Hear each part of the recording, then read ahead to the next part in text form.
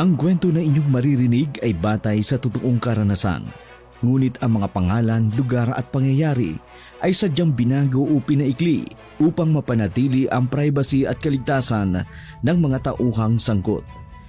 Layunin ng pagbabago na magdulot ng aliw at aral sa aming mga tagapakinig.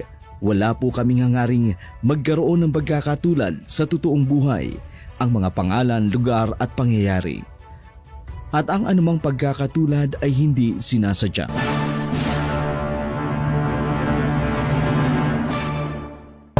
Anak! Anak, bilis! Anak! Bilisan mo! Buksan mo ang pinto! Anak, bilisan mo! Sandali lang po! Nandiyan na!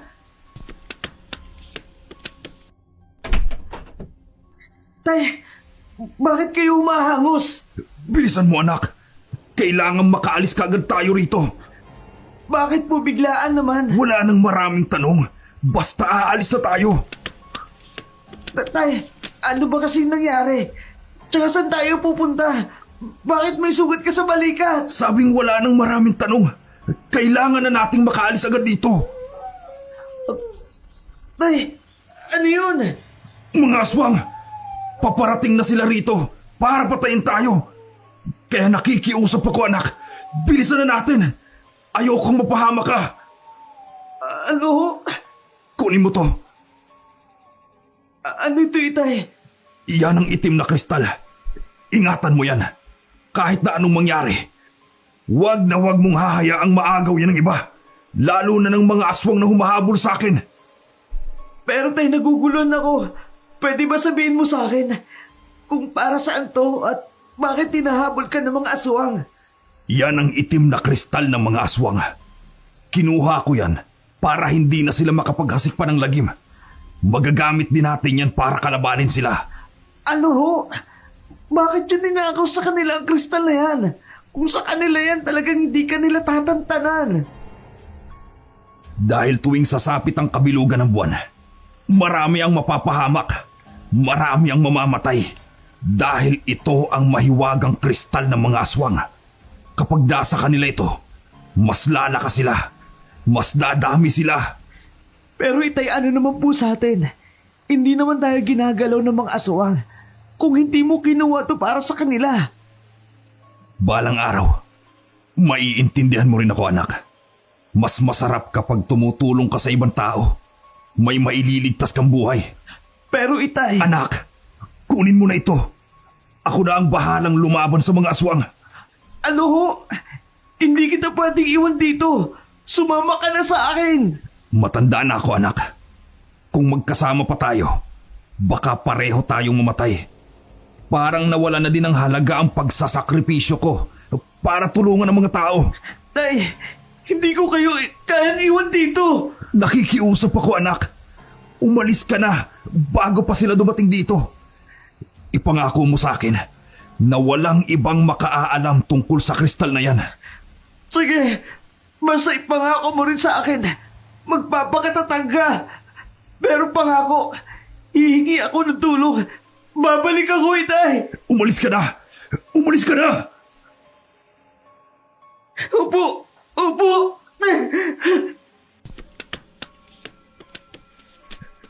Alam kong hindi ko kayang mga aswang na ito. Pero makikipagsapalaran pa rin ako. Ang mahalaga, makaligtas ang anak ko. Sana'y huwag na nilang masundan ang anak ko. O Diyos ko, patnubayan mo po ang anak ko. Patnubayan mo po siya. So akala mo ba matatakasan mo kami? Alam kong hindi ako makakatakas sa inyo. Ilabas mo ang ninakaw mong kristala. Wala na sa akin. Kahit anong gawin nyo, hindi nyo mababawi sa akin ang kristal. Itinapon ko na sa malayo, sa lugar na kahit kailan, hinding-hindi nyo masusundan. Sinungaling! Hindi mo kami malilinlang. Alam namin na sa pag-iingat mo ang kristal na matagal naming iniingatan. Kahit patayin ninyo ako, hindi nyo makukuha sa akin ang kristal. Gusto mo talaga ng kamatayan? Pues, papatayin ka talaga namin kung hindi mo ibibigay sa amin ang kristal ng mga aswang. Ibigay ko man sa inyo o hindi. Alam ko naman na papatayin nyo rin ako. Nasaan ang kristal? Nasaan? Wala na sa akin. Kung wala sa'yo, sigurado akong nasa anak mo. Sundan niyo ang anak niya! Siguradong nasa anak niya ang kristal! Susundan natin siya! Huwag na huwag niyong gagalawin ang anak ko. Kung hindi, magkakamatayan tayo. Matapang ka! Talagang magmamatigas ka! Tama na ang pambibiktima niyo sa mga tao. Kung mapatay niyo man ako, lalong hinding-hindi niyo makikita ang kristal ninyong mga aswang. Walang kwenta kang albularyo! Ilabas mo ang kristal! Ilabas mo!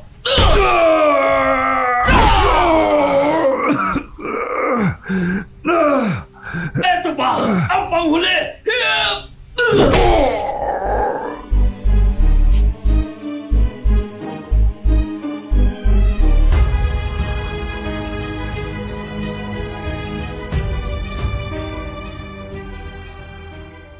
Itay! Itay ko! Itay! Ang sasama nila! Pinatay ka nila na walang kalaban-laban! Kitang-kita ko kung paano kayo pinatay ng mga aswang na yun! Patawarin niyo ko, Itay, kung wala akong nagawa para ipagtanggol kayo! Nasa di kalayuan lamang ako nag-aabang ng pagkakataon! Itay! Kahit na anong mangyari, ingatan mo ang kristal na yan. Huwag na huwag kang papayag na mabawi nila ang itim na kristal na yan para hindi na sila makapaghasik pa ng lagim. Oo, Itay. Iingatan ko po ang kristal nilang ito. Hindi nila ito mababawi sa akin. Pangako po, Itay. Ito rin po ang gagamitin ko para maipagiganti kita sa mga walang habas na gumawa nito sa'yo. Hahanapin ko ang mga aswang na yon.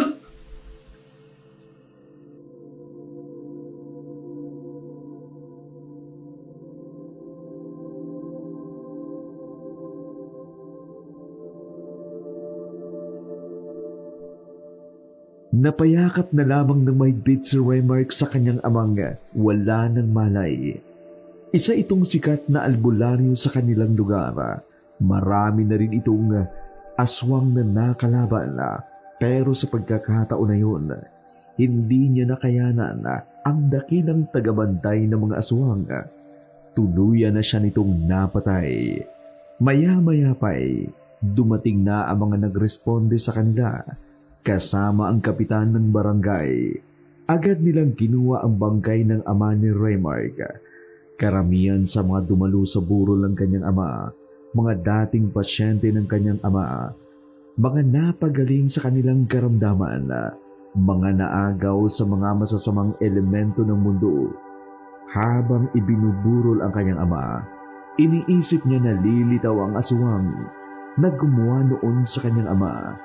Dala ng kamatayan ng kanyang ama, galit sa puso ang kanyang naramdaman ng mga oras na yun. Handa na rin siyang harapin ang mga aswang sakali mang magpakita ang mga ito sa lamay ng kanyang ama. Masakit para kay Remark ang nangyari dahil sa dami ng taong natulungan ng kanyang ama, ni isa wala man lang katumbas ang pagtulong niya sa mga ito. Pero hindi niya masisisi ang tatay niya dahil lumaki itong matulungin sa ibang tao. 9 na araw lang ang itinagal ng burol ng tatay niya. Kaya habang nakaburol ito, pinapalakas naman ang loob nito ng kanyang kaibigang si Geo.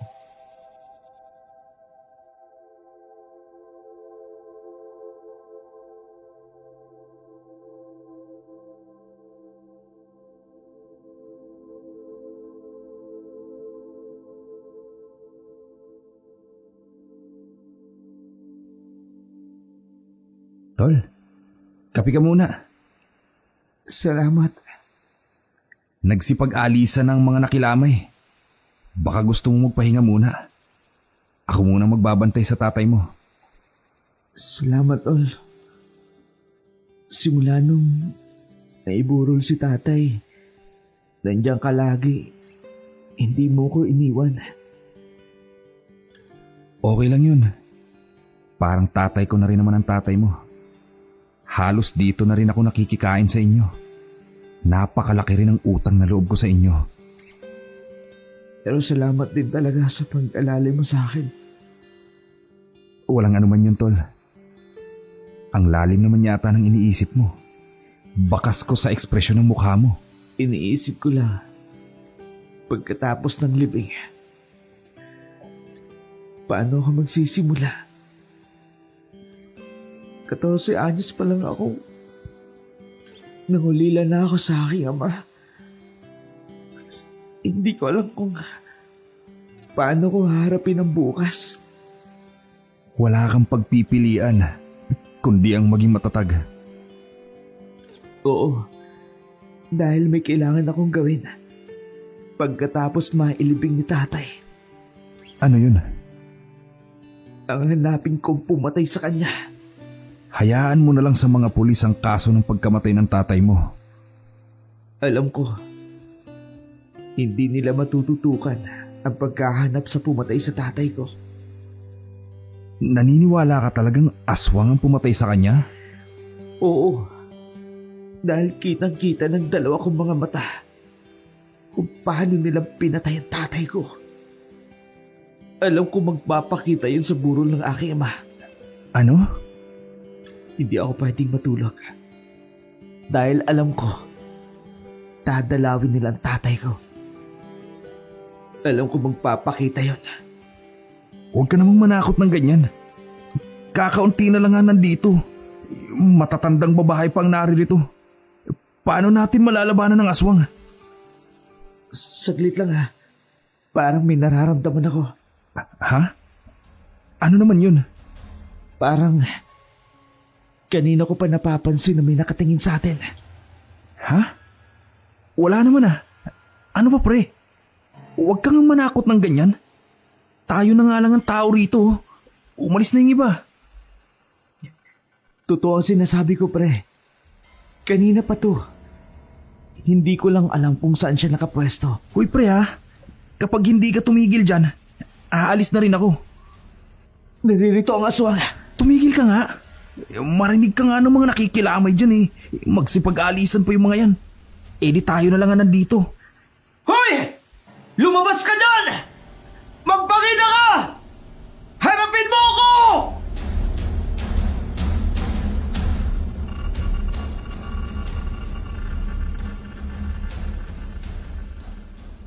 Pakiramdam ni Jeyo, nasisiraan na ng bait ang kanyang kaibigan, kaya natakot na rin siya sa mga nangyayari.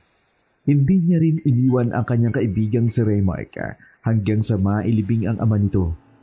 Pagkatapos mailibing ang ama ni Remark, pinilit nitong lumaban sa buhay at umasang isang araw magkakaharap sila ng aswang na pumatay sa kanyang ama.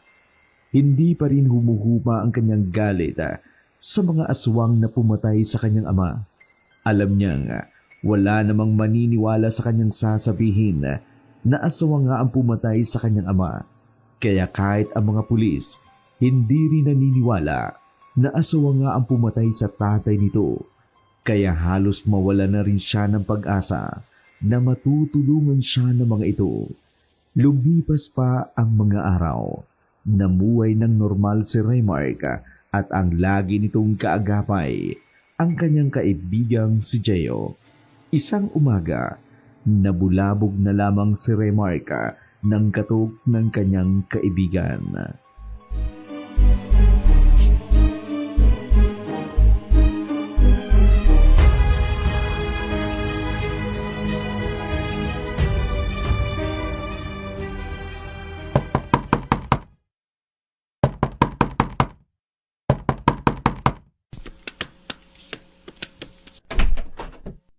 Bakit ginagawa mo? Alam mo namang natutulog yung tao, istorbo ka naman. Ano ka ba naman, pre? Magmumukmo ka na lang ba dyan? Tara na, manghuli tayo ng isda. Ikaw na lang. Wala na akong gana. Nawala na ako ng gana sa lahat. Alam mo, pre, hindi matutuwa ang tatay mo pag nalaman niyang nagkakaganyan ka. Ikaw na rin ang nagsabi na kung hindi dahil sa kanya, pati ikaw ay wala na ngayon. Ano pang silbi ng pagsasakripisyo ni Tito ng buhay niya para lang makatakas ka? Kung gayong sisirain mo din lang ang kinabukasan mo.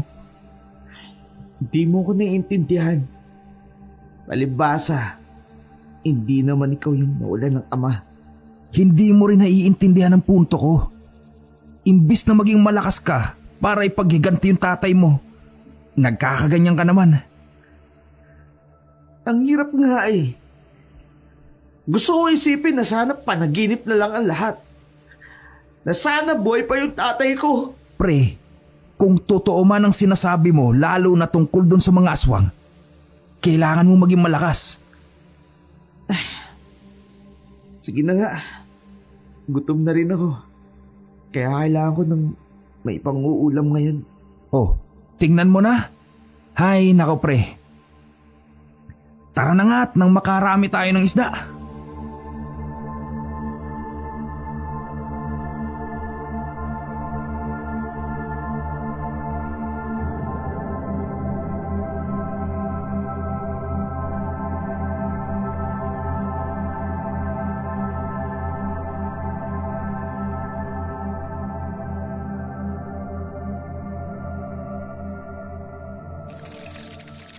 Tingnan mo pre oh. Ang dami nating nahuling isda. Oo nga! Parang lumalapit ng kusa ang mga isda sa atin. Grabe to pre oh. Sa tanang buhay ko. Ngayon lang nangyari to. Ano kayo nangyari? Bakit ang daming isda ngayon? Umagang umaga. Tulungan mo ako pre. Hilahin natin ang maliit na lambat na inihagis natin kanina. Sige! Ang dami kang isda! Oo nga pre. Ang dami. Sa dami nga ng isda eh. Baka hindi kayanin ng maliit na bangkang dala natin. Grabe oh. Ang dami talagang isda.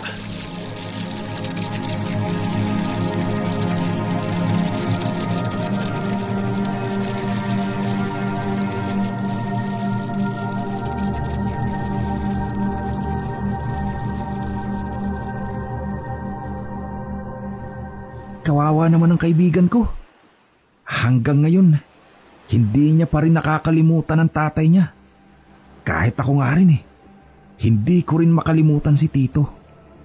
Hindi nga rin ako makapaniwala na wala na siya. Ang dami talagang isda! Tuntua siya sa dami ng nahuli naming isda. Kahit papano eh, malibang-libang man lang siya. Hindi yung lagi na lang siyang nagmumukmuk sa bahay nila. Pagkatapos naming maibenta to, yayayain ko siyang mag-iba muna ng tirahan para naman makamove on ang kaibigan ko sa pagkawala ng tatay niya.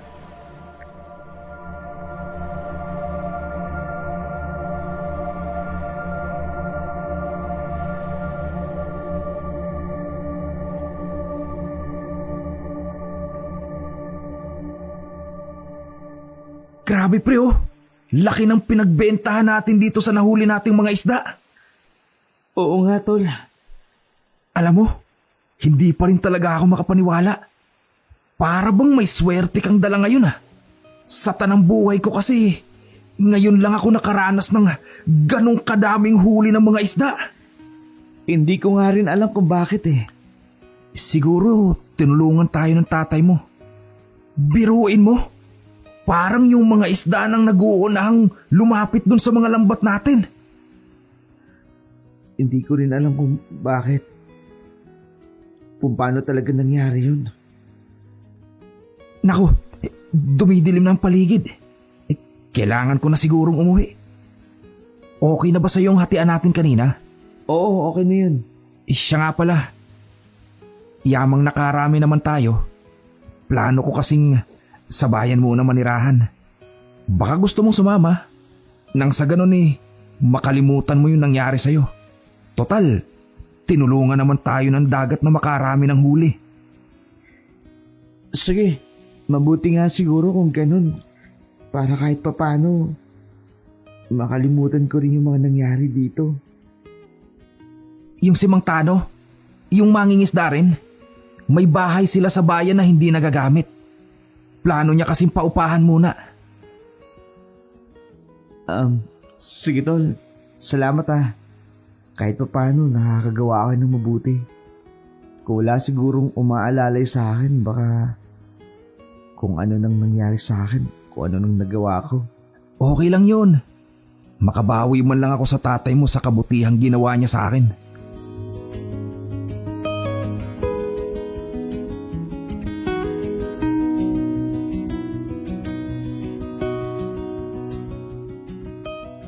Tay, patawad po kung kinakailangan kong umalis dito. Hindi ko po alam kung sinong tumulong sa amin. Kaya nakahuli kami ng maraming isda. Kung ikaw man po yun, maraming salamat. Pero, alam ko po na ang Diyos ang nagkakaloob nun. Dahil siya lang ang may kontrol ng karagatan. Kaya laking pasasalamat ko po sa Diyos. Tay, babalik din naman ako dito kapag naayos na ang lahat. Gaya ng nasabi mo, iingatan ko pa rin ang kristal ng mga aswang. Mula nga pala nung mapa sa akin ng kristal, bibihira na yung nababalitaan namin na umaatake ang mga aswang. Tama ka nga. Kristal nga ito. Kaya napipigilan sila sa kanilang paghahasik ng lagim.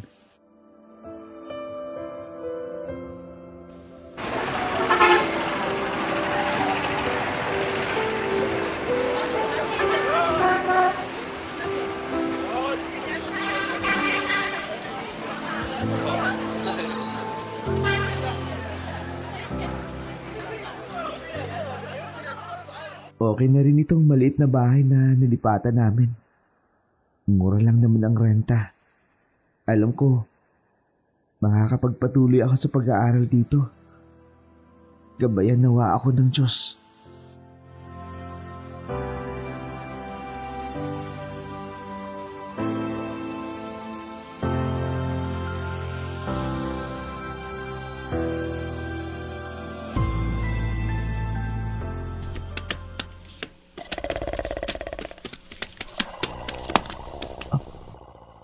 Anong tunog yun? May tao ba dyan? Parang may nakita akong duman sa gilid. Sino yan? Huwag niyo akong pinaglololoko Hindi ako natatakot sa inyo! Ano yun? Pag ako nagkaalit huwag niyo akong susubukan! Anong kailangan sa akin? Ang lakas ng loob ninyong harangin ako. Sino ka? Ibalik mo sa amin ang kristal. Anong kristal ang pinagsasabi nyo? Huwag ka nang magmaang-maangan pa. Alam namin anak ka ng mapanlinlang na si Segundo. Ikaw ang pumatay sa tatay ko? Oo. At kami rin ang papatay sa'yo kapag hindi mo ibinalik ang kristal ng mga aswang. Wala akong alam sa sinasabi nyo. Manang-mana ka sa tatay mong sinungaling. Teka, bitiwan nyo ako. Nakita mo siguro kung paano ko pinatay ang tatay mo. Kung ayaw mong matulad sa kanya, ibalik mo sa akin ang kristal nang sa ganun magawa namin ang aming plano. Wala akong alam sa sinasabi nyo. Ano ba? Itiwan nyo ako. Nang mabatigas ka pa, pues harapin mo ang kamatayan mo. Itiwan mo siya!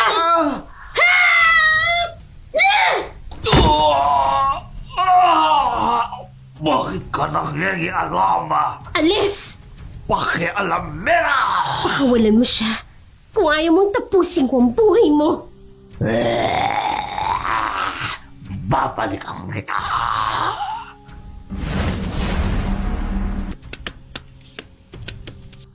Ayos ka na ba? Sino ka? Bakit mo ko tinutulungan?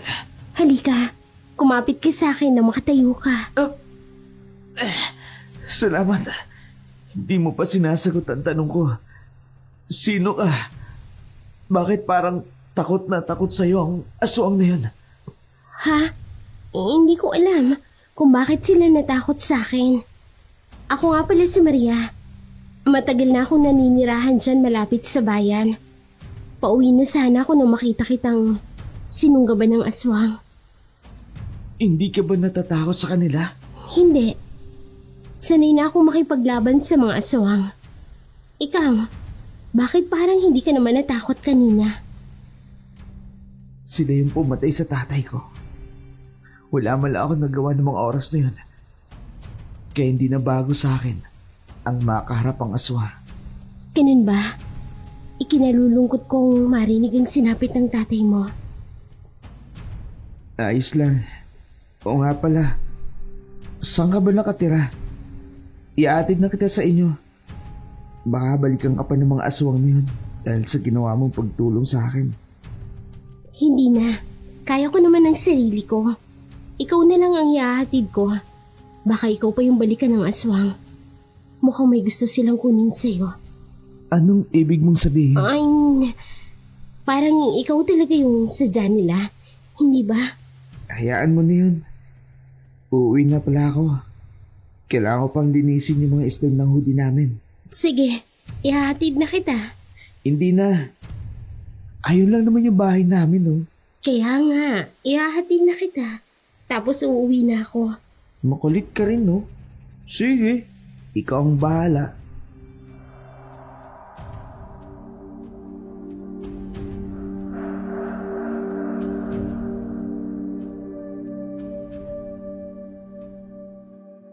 Iba ang naramdaman ni Remark para kay Maria. Para bang nabigyan ni siya sa ganda at tapang nito. Yun pala kasi ang unang pagkakataon na may nagligda sa buhay niya at isa pang babae. Hindi niya mapigilang mapatingin sa babae habang tinatahak nila ang daan patungo sa bahay niya. Nagpaalam sa kanya si Maria nang makarating siya sa kanila. Gusto pa sana niyang kilalanin ang dalaga pero alam niyang hindi iyon ang tamang pagkakataon. Agad niyang nilinis ang mga nahuli niyang isda. Saka siya nagpahinga. Hindi mawala sa isip niya ang mukha ng dalaga hanggang sa tinamaan na siya ng antok. Kinabukasan maaga siyang nagising.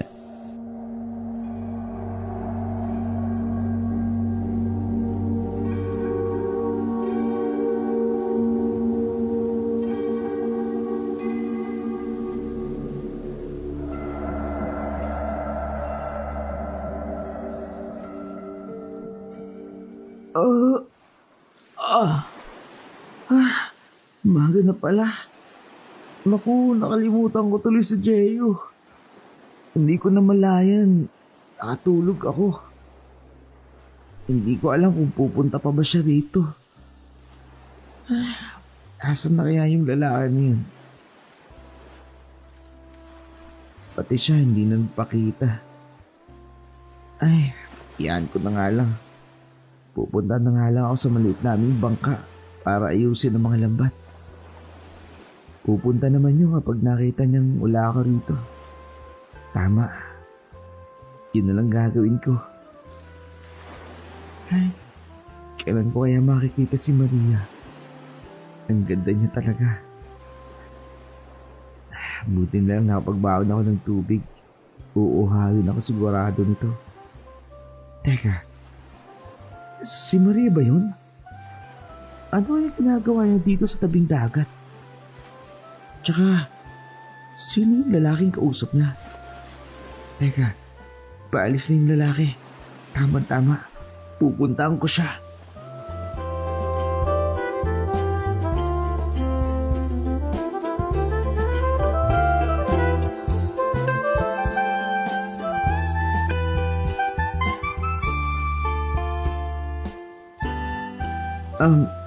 Maria?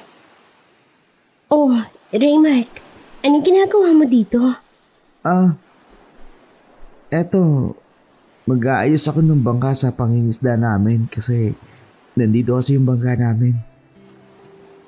Oh, ganun ba? May kasama ka? Ngayon, wala. Pero yung sa pangingisda, yung kaibigan ko kasama ko. Pero siguro susunod na lang yun. Nga pala, wag mo sanang mamasamain. Okay lang ba kung magtanong ako sa'yo kung sino yung lalaking kasama mo kanina? Yun ba? Kapatid ko yun. Dalawa na lang kasi kaming naiwan sa buhay. Wala na kasi kaming mga magulang. Mukhang may kaya siguro kayo, no? Tsaka nasa lahi niyo talaga yung gwapo at maganda. Naku, sa pananamit lang yan. Huwag ka nga mambola. Halika, tutulungan na lang kita sa ginagawa mo. Hindi ako namubola. Sigurado ako, totoo ako sa sinasabi ko. Ang ganda ng damit mo. Ikaw talaga, masyado kang palabiro. At ka, sigurado ka ba tutulungan mo ko? Oo, dito na ako namulat sa mundo. Kaya alam ko ang trabahong pangingisda. Nakakahanga ka naman. Huwag mo akong hangaan. Eh di wag. Palabiro ka talaga. Paano kasi ang dami mong alam? Alam mo, hindi pa man kita lubusang kilala pero pakiramdam ko, ang gaan-gaanan ng loob ko sa'yo. Parang hindi ka mahirap pakisamahan. Ang gaan-gaan mong kausap. Paano mo nasabi? Hindi mo naman ako kinakarga. Hindi, kapag may sinasabi ako, parang ang dali mong kausap, ang dali mong mag-response, parang okay lang sa'yo ang lahat, di ba? Hello siya? Alam mo, kung meron man akong hilinging makakasama habang buhay, gusto ko sana katulad mo. Oh, bakit? Bakit katulad ko lang? Maria? Bakit ganyan ka kumakatitig sa akin? Baka matunaw ako. Iniisip ko lang sana ikaw na lang yung pinapangarap ko. Ano bang pinagsasabi mo? Wala. Kalimutan mo na lang yun. Eh di kalimutan. Hindi nga. Hindi, gusto ko maging totoo sa'yo. Noong unang araw pa lang na tinulungan mo ko na harapin yung mga aswang, nahulog na ako sa'yo eh. Gusto ko lang malaman mo na masaya akong kausap ka at kasama ka. Easy to get. Bakit ka ngumiti? Gusto ko lang malaman mo na kung ano man yung nararamdaman mo, ganun din ako. Masaya din akong kausap ka at kasama. Palagi ang loob ko sa'yo. Maria? Ano ka ba? Tama na ang katititig mo sa akin. Para na ako matutunaw dyan sa tingin mo eh.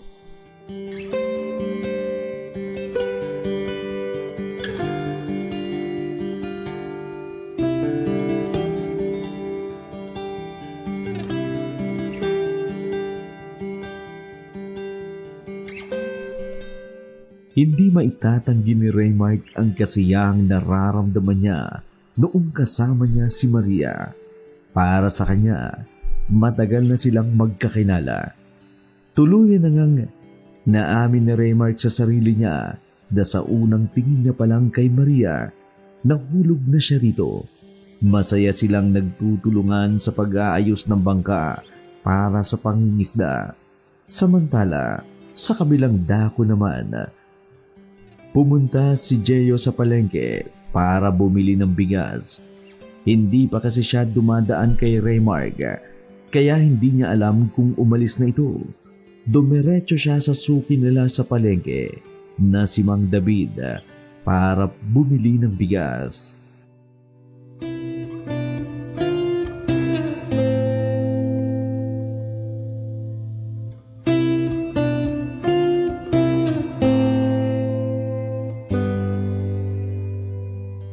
Mang David? Oh, ikaw pala, Jayo. E di kaya yata sumama kay Remark sa pangigisda. Kaya naman pala iba yung kasama niya. Ho? Galing ako kanina sa bangka bago ako tumiretso dito at nakita ko si Remark na may kasamang babae. Sigurado ba kayo dyan, Mang David? Wala naman pong nasabi sa akin si Remark Anong akala mo sa akin nagsisinungaling? Oo, nakita ko sila. Kararating kong halang din ngayon dito. Sino naman po kaya yun? Si Maria. Maria? Kilala niyo po ba yung babaeng yun? Oo, atin-atin lang to Ayokong masangkot sa gulo at baka balikan nila ako. Aswang si Maria. Madami na silang nabiktima rito. Wala nang gustong kumalaban sa kanila dahil si Maria ay kabilang sa mga makapangyarihang mga aswang. Kailangan ko na pong umalis. Ito na po yung bayad, Mang David. Salamat po ulit. Sige, mag-iingat kayo sa babaeng yun. Mapanlin lang ang mga aswang, lalo pat may hinahanap sila sa isang tao na hindi nila ito tatantanan hanggat hindi nila ito nakukuha. Oo nga pala, sandali lang, may kukunin lang ako. Hahantayin mo ko dyan. Hay, saan ba yun? Eto. Isuot mo ito. Anting-anting ito. Kapag nakita ito ni Maria, magwawala siya. Bakit po? Para saan po ba to? Ay, kasasabi ko lang anting-anting Pangontra yan sa mga aswang. Ayaw na ayaw nilang masinagan ang kanilang mga mata ng ganyang agimat. Bakit po ang dami niyong alam tungkol po sa mga aswang? Kaibigan ko ang tatay ni Remark. Kaya lang, tinalikuran ko ang pagiging albularyo nang mamatay ang asawa ko. Para sa akin, wala nang silbi ang pagiging albularyo ko dahil hindi ko malang nagawang isalba ang buhay ng asawa ko sa mga aswang. Kinalulungkot ko pong marinig yan. Naku, kailangan ko na pong puntahan si Remark. Baka kung ano pa pong mangyari sa kanya. Sandali. Ano po? Mag-iingat ka. Yun lang naman. Sige na.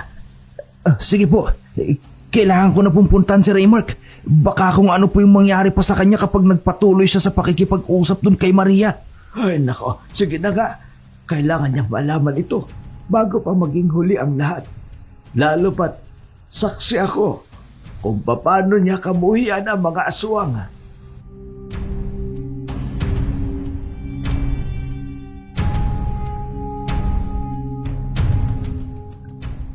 Nakaramdam ng takot si Jayo nang lisanin niya ang palengke para umuwi sa kanila. Itinabi niya muna ang bigas na pinamili niya, saka siya nagmamadaling umalis para puntahan ang kaibigan na nanginginig pa siya sa takot. Kahit naduduwag siya, hindi niya kayang hayaan ang kung anumang mangyari sa kaibigan nito.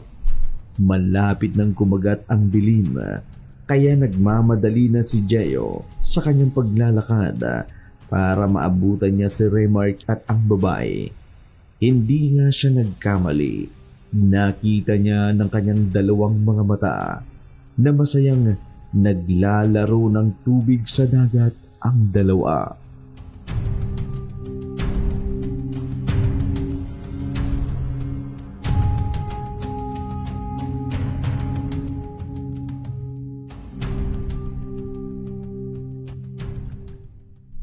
Bakit parang wala namang kakaiba sa babaeng to? Pero kahit kailan hindi naman nagsinungaling sa akin si Mang David. Silang nakakaalam dahil matagal na silang naninirahan dito. Ano ba tong nararamdaman ko? Mukha namang masaya si Raymark At saka yung babae. Mukha namang hindi gagawa ng kasamaan. Sana hindi kaswang. Para hindi masaktan ng kaibigan ko. Ay, mapuntahan na nga lang sila.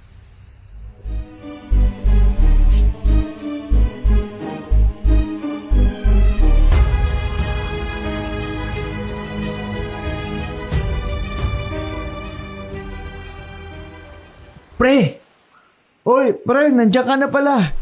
Grabe, kaninang umaga pa ako naghihintay sa'yo rito. Tsaka, kagabi, hindi ka man lang dumaan sa bahay namin para kunin yung mga isda. O nga pala, nilinisan ko na mga yon tsaka nilagay ko na sa ref. Daanan mo na lang mamaya. oo pre. Nagka-emergency kasi sa bahay kanina. Kaya, hindi na ako nakapunta sa'yo kagabi. Sus, sabihin mo, takot ka lang talaga sa dilim. Hindi Sa dumaan ako ngayon kay Mang David. Bumili kasi ako ng bigas. Ganun ba? Siya nga pala. Si Maria. Maria, si Jayo, kaibigan ko. Tagasan ka? Alam ba ng mga magulang mo na andito ka? Nakikipagkaibigan sa kaibigan ko? Uy, ano ka ba? Tinatakot mo naman si Maria. Tsaka, patay na ang mga magulang niya. Teka, ano yung suot mo? Ilayo mo sa akin yan. Maria, anong nangyayari sa'yo? Ilayo niyo sa akin yan. Nakikiusap ako. Pre, alisin mo muna yung suot mo sa leeg. Ha? Sige. Eto na. Tinago ko na sa bulsa. Salamat. Ayos ka lang ba? Ano bang nangyari sa'yo? Ayos lang ako. Allergy lang kasi ako na may makitang suot na ganyan. Yun kasi ang huling bagay na suot-suot ni na mama at papa bago sila namatay. Sinungaling. Totoo nga ang sinabi ni Mang David. Isa kang aswang. Oy, pre, may problema ba? Kumakatingin ka kay Maria, parang wala nang bukas Wala naman pre. Naawa lang ako sa kanya kanina. Pasensya ka na Maria. Hindi ko kasi alam. Ayos lang yun. Pasensya na rin si inasta ko kanina. Paano? Uwi na kami Maria. Dumidilim na rin kasi. Baka may mga masasamang aswang tao ang nakapaligid dito. Teka pre, iatid muna natin si Maria. Hindi na. Kaya ko mag-isa. Saka tama ang kaibigan mo. Maraming masasamang tao dito. Baka mapagtripan pa kayo. Sigurado ka ba? Oo naman. Matagal na ako nakatira dito. Kaya alam ko na ang pasikot-sikot. Sige na. Mauna na kayo. Sige, salamat. Mauna na kami.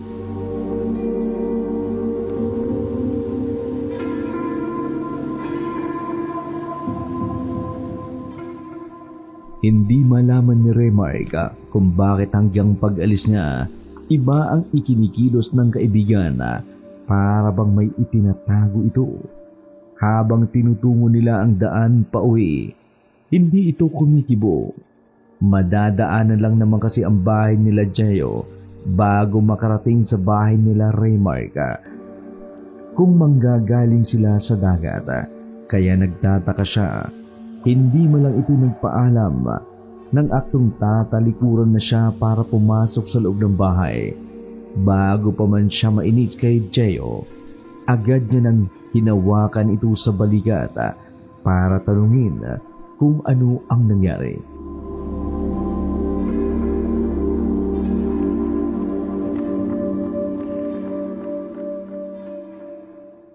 May problema ba? Wala. Alam ko may problema. May hindi ka sinasabi sa akin. Alam mo naman pala Ano ba? Alam ko may problema ka. Pero hindi ko lang mahulaan ang problema mo. Ano ba pinagpuputak ng butsi mo? Kung tungkol dun sa pag-iwan ko sa'yo at hindi kita hinintay, sorry. Hindi naman yun. Ano nga? Pre naman oh. Hindi mo kilala ang babaeng yun. Si Maria ba ang tinutukoy mo? Oo, pre. Yung mga ikinilos niya, nung makita niya yung suot kong kwintas, patunay lang yun na hindi siya totoong tao. Ano ba pinagsasabi mo? Nagsasabi ako ng totoo sa'yo, pre. Aswang si Maria. Ano? At may nakakaalam ng tunay niyang pagkatao. Mukha ngang tayo na lang ang hindi nakakaalam. Imposible naman yung sinasabi mo, pre. Huwag mo namang siraan sa akin si Maria. Ngayon na nga lang ako nakakilala ng babaeng magpapaligaya sa akin. Pre, hindi ko siya sinisiraan. Ganun yung ginagawa mo eh. Maniwala ka naman, pre. Iniiwas lang kita sa maaaring mangyari sa'yo. Ayoko lang na mapahama ka. Hindi ako naniniwala sa'yo. Kung galit ka sa kanya, pwede mo namang sabihin sa akin. Hindi yung gagawa-gawa ka ng kwento. Hindi ako gumagawa ng kwento, pre. Bakit hindi mo muna siya kilalanin? Gumamit ka ng mga bagay na kinatatakutan ng aswang para mapatunayan ko sa'yo na totoo ang sinasabi ko.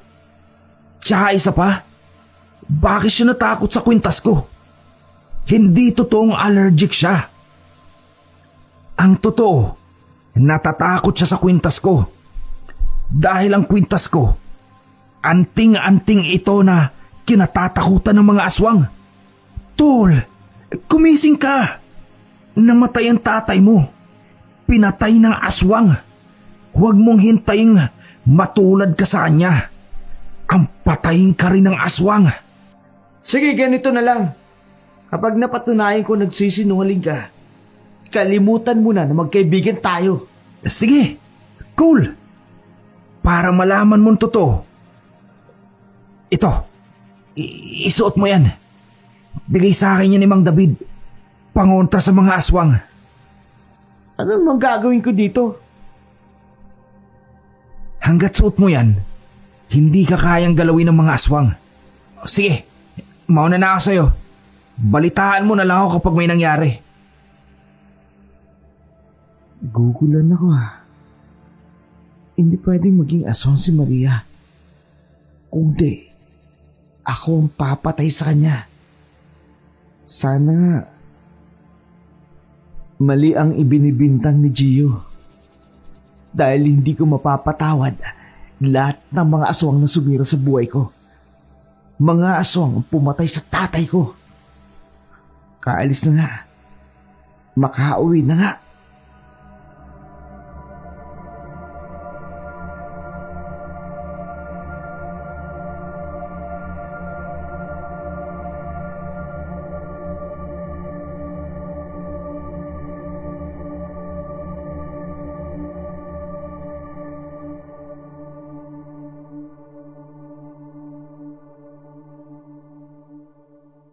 Teka, si Maria yun Tsaka, parang kilala ko yung lalaki yun. Susundan ko para malaman ko ang sagot. Anong ginawa nila sa bahay ko? Ano? May nahanap ba kayo? Mamula. Tonto! Hanapin niyo ang kristal na yun. Kailangang mapa sa kamay natin ng kristal sa lalong madaling panahon. 3 araw na lang kabilugan na ng buwan.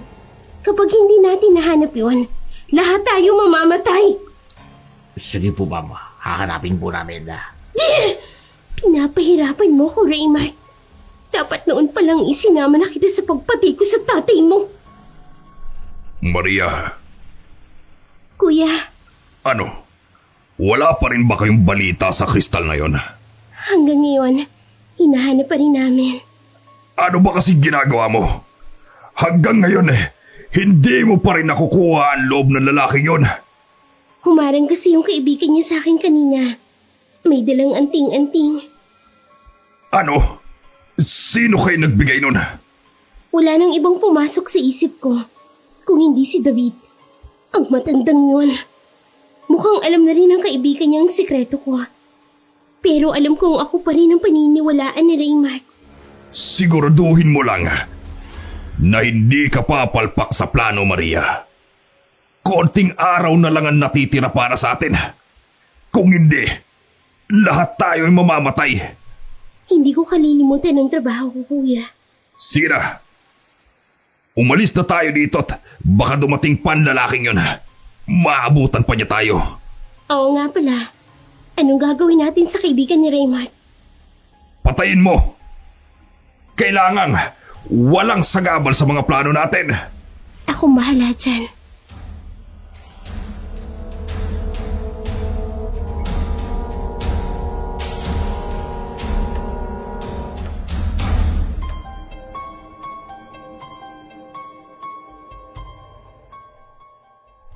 Totoo nga ang sabi ni Jeyo.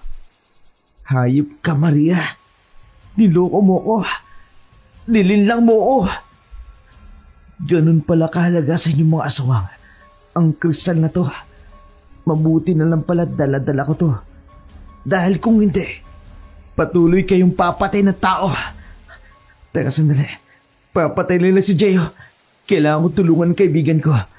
Ito na siguro ang pagkakataon para harapin ko ang mga aswang na yan. Naganda na nga si Remark dahil buo na ang desisyon niyang harapin ang mga aswang na pumatay sa kanyang ama. Alam niyang delikado ang gagawin niya. Pero kailangan niyang pigilan ang paghahasik ng mga aswang sa kanilang bayan para walang masaktan na ibang tao. Inilagay niya sa bulsa niya ang kristal at sinuot ang anting-anting. Sa puntong yun, nakaramdam siya ng takot para sa kaibigan dahil alam niyang walang kalaban-laban ito gayong nasa kanya ang pangontra sa mga ito. Samantala, sa kabilang dako naman, nakarinig ng sunod-sunod na katok si Jeyo. Akala niya ang kaibigan niyang si Remark ang kumakatok.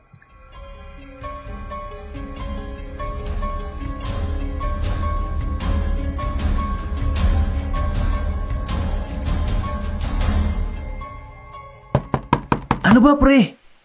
Akala ko ba umuwi ka na? Bakit ka bumalik? Sandali! Eto na nga! Hindi man lang makapaghintay. Bakit ba? Maria? Anong ginagawa mo rito? Sino yung mga kasama mo? Pinapunta ako rito ni Raymart. Ha? Bakit? Sunduin daw kita. May lalakarin tayo. Imposible! Magkasama kami kanina at kauuwi niya lang. Sasama ka ba? O gusto mong saktan pa kita? Dali na yan! Bitiwan niyo ako! Ano ba? Saan niyo ako dadalhin? Manahin ka! Kung hindi ka sana nangialam, edi sana mabubuhay ka nang hindi mo sasapitin ito. Ano ba? Hayop ka! Anong ginawa namin sa'yo? Hindi ba nasabi ni Raymart sa'yo na may ninakaw ang tatay niya sa aming angkan? Hindi ko alam ang sinasabi niyo. Wala akong alam. Kaya bitawan niyo ako. Vital, Ano ba? hindi naman namin nakita kay Raymart ang hinahanap namin. Ano kaya kung patayin ka na lang namin? Patayin niyo na ako! Masyado ka namang excited mamatay. Ayaw mo bang makita ang sarili mo kasama ang mahal mo sa buhay? Pwede ba? Kung papatayin niyo ako, patayin niyo na. Hindi yung patatagalin niyo pa. Sige, kung yan ang gusto mo, pagbibigyan kita. Wag!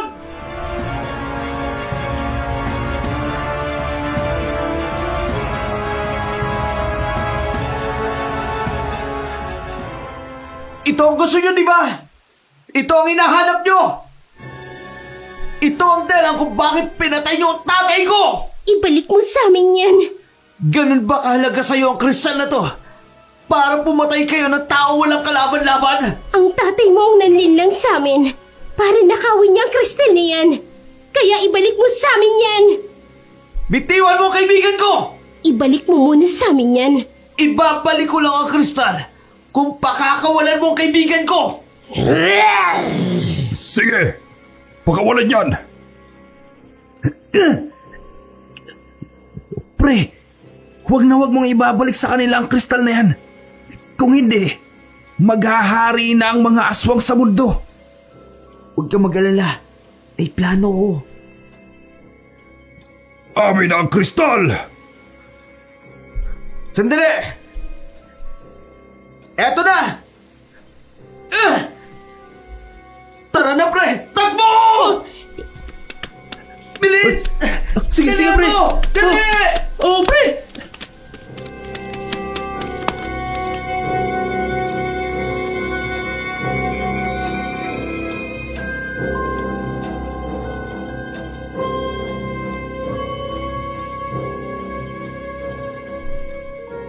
Teka, hindi ito ang kristal!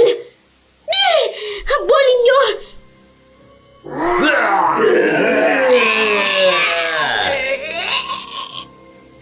Akala niyo makakalayo pa kayo?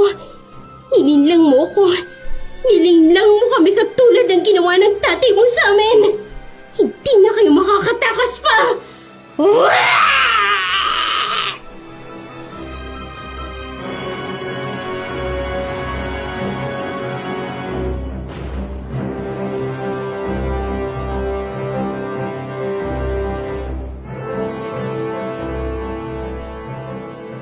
Akala ko pa naman, totoo ang pagmamahal mo sa akin, Maria. Dahil ako, totoo ang lahat ng pinakita ko sa'yo. Kung meron man mapanlilang sa ating dalawa, ikaw yun at hindi ako. Ginagawa ko to para sa lahi ko, para sa pamilya ko. Ang mga katulad ninyo, hindi nababagay sa mundong ito. Wala ka nang magagawa. Meron! Subukan mong lumapit sa amin. Oh. Yeah! Anting-anting! Ang sakit ng mata ko! Sige! Lumapit pa kayo! Para lahat kayo mamatay! Tutal! Papatayin nyo lang naman kami! Kaya mamamatay din kayo!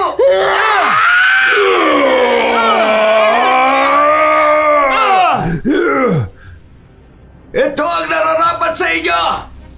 Namnamin ninyo ang kapangyarihan ng lating ko!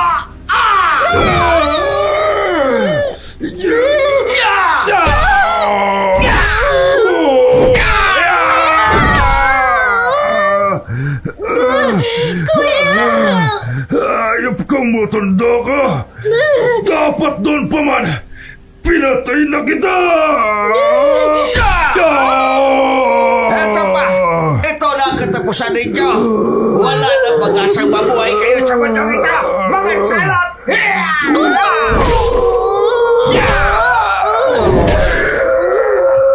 Tumakas na kayo!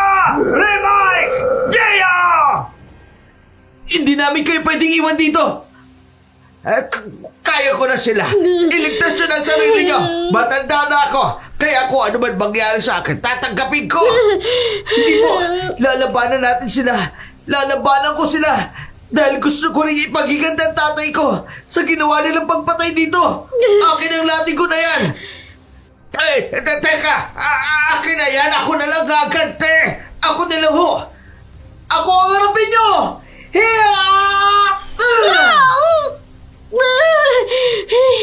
Raymond! Mahal ko! Pre, huwag kang maniwala sa kanya. Nililinlang ka lang niya. Alalahanin mong ginawa nilang pagpatay sa tatay mo. Huwag mo siya pakinggan. Mahal mo ko. Hindi ba, Raymond? Mahal mo ko. Maria! Pre, ano ba? Maria! Raymond! Patawad!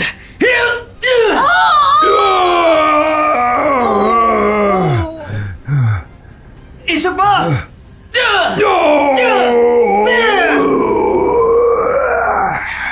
Ano? Gusto niyong katayin ko rin kayo? Katulad na nangyari sa amo niyo! Alis!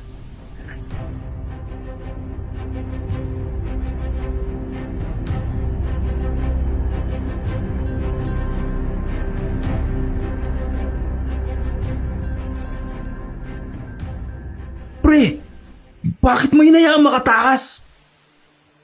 Yaan mo na sila. Ilang araw din ang sasapit. Kabilugan na ng buwan. Mawawalan na sila ng kapangyarihan. Kung sa bagay, Mang David, ayos lang po ba kayo? Oo. Alam ko matutuwa ang tatay ni Remike dahil sa wakas, hindi nawala ng halaga ang pagsasakripisyo niya para mailigtas ang mga tao. Kaya nagpapasalamat ako sa inyo, Remike. Walang anuman po. Masakit man po sa akin. Dahil napamahal din sa akin si Maria. Pero talagang ganun ang buhay. Minsan, hindi natin nakikita sa isang tao kung mabuti ito o masama. Pinahangap mo ako. Katulad ka ng tatay mo. Hindi iniisip ang pansariling kapakanan, kundi ang kapakanan ng karamihan. O siya, tara na. Ipagdiwang na natin yan.